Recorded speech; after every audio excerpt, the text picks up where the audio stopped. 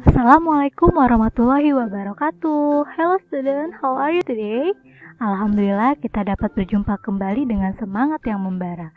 Sebelum kita ke materi, simak cerita berikut ya friends.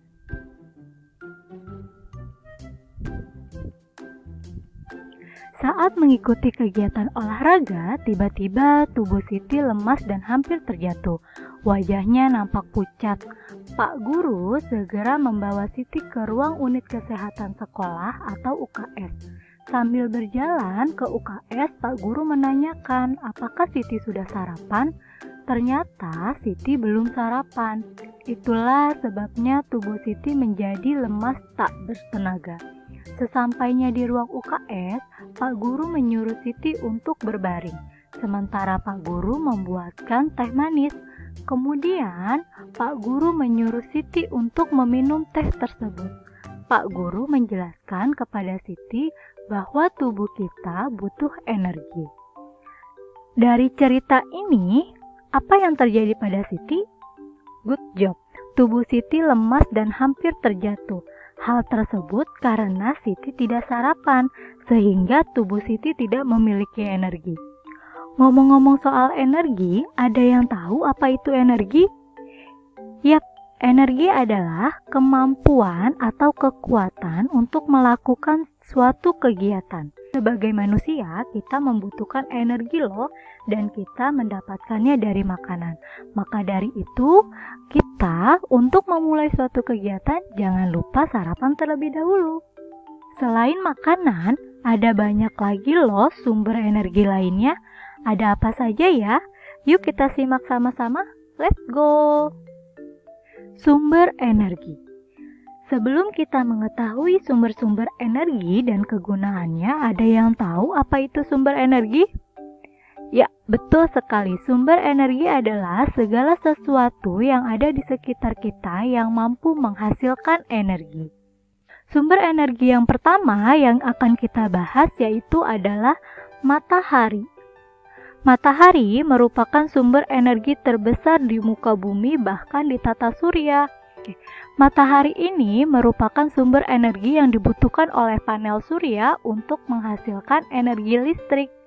Selain untuk menghasilkan energi listrik, matahari juga bermanfaat untuk manusia, yaitu membantu pertumbuhan tulang.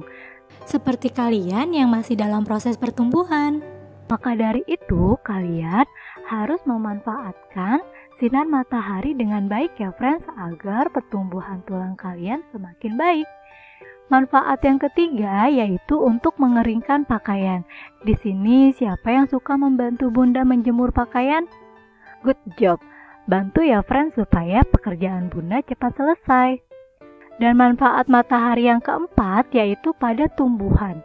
Pada tumbuhan, sinar matahari dapat membantu pertumbuhan dan fotosintesis pada tumbuhan. Wah, banyak sekali ya friends manfaat sumber energi matahari. Oke, sekarang kita ke sumber energi yang kedua. Sumber energi yang kedua adalah angin.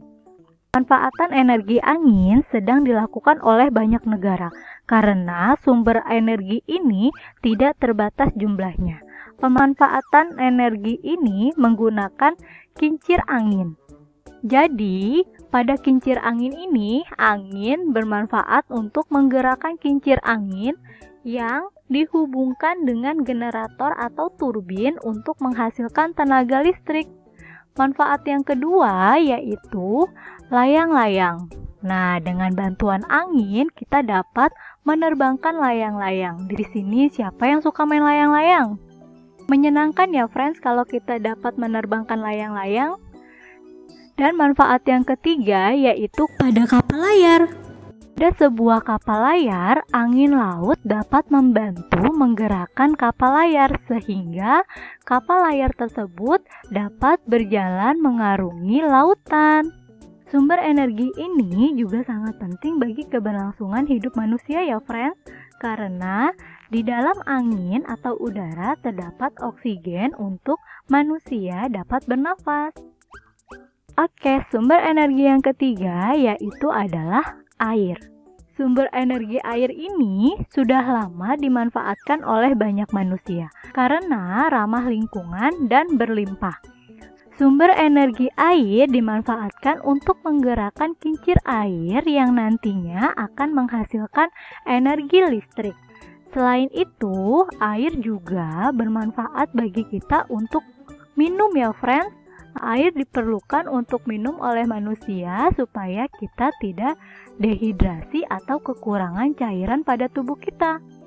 Dan yang ketiga, air dimanfaatkan juga oleh manusia untuk mandi agar tubuh kita selalu bersih dan sehat. Sumber energi yang keempat yaitu makanan. Makanan diperlukan oleh tubuh manusia sebagai sumber energi. Dengan makanan yang baik dan cukup, kita dapat melakukan aktivitas sehari-hari seperti bermain sepeda, berjalan, membaca buku, dan masih banyak yang lainnya ya friends. Zat makanan yang berperan sebagai sumber energi adalah karbohidrat, protein, lemak, vitamin, dan mineral. Maka dari itu, perhatikan ya asupan makanan kalian. Sumber energi yang kelima yaitu minyak bumi. Minyak bumi ini adalah salah satu sumber daya alam yang sangat dibutuhkan oleh manusia.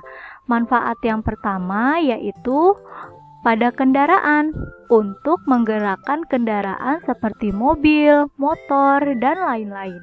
Manfaat minyak bumi yang kedua yaitu dimanfaatkan oleh kompor. Minyak bumi dapat menghasilkan energi panas sehingga dapat menyalakan kompor.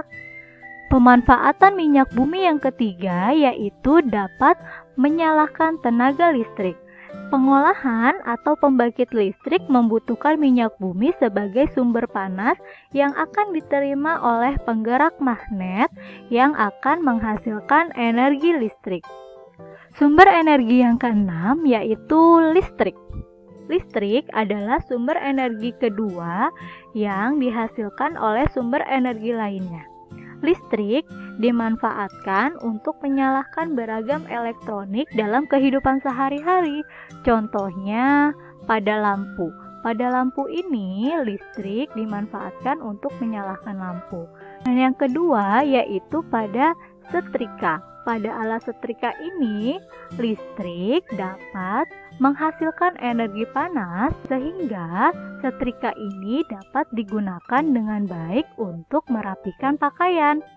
Manfaat selanjutnya yaitu pada kipas angin, listrik berfungsi untuk menggerakkan kipas angin sehingga kalau cuacanya panas kita tidak menjadi gerah ya friends.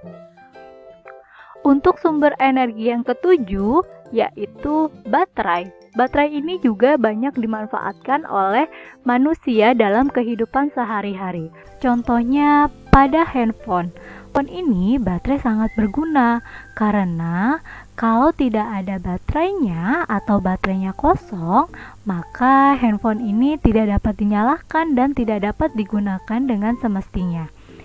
Yang kedua yaitu dapat kita manfaatkan pada mainan, contohnya mainan robot.